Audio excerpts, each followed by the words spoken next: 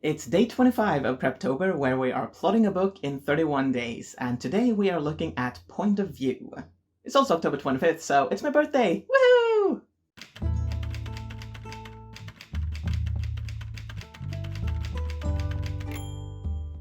Yesterday you made note of who was the most important character in each scene, who went through the most or had the most at stake in any given scene. This indicates a character that would probably be the most interesting point of view character for that scene. So now go through and look at that. See if there is one character who is always or usually the most important character in a scene.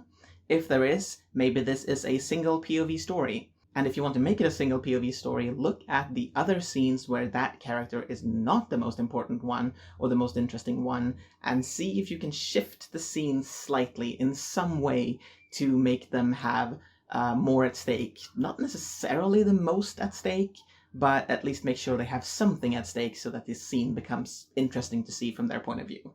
If you have more than one character who is often the most interesting character in a scene, then maybe you have multiple POVs in the story. And the thing about this, at this stage I usually already have an idea about who is the point of view character or who are the point of view characters in the story, but looking through this, sometimes I will find that actually the person that I thought was the point of view character is not the most interesting person in the story, or there is someone else who is just as interesting, so I need to have them be a POV character as well.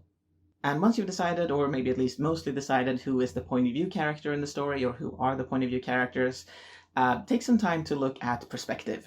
Are you going to write this in first person or third person or second person? You might already have one that you prefer over the others. You might always write in first person, that's perfectly fine, but it can be interesting to take the POV character or characters that you have and try it out, writing a scene, not a scene that goes into the book, but a different scene, just like with the conversations before. Write a scene in first person and in third person and see if this character is maybe a third person character.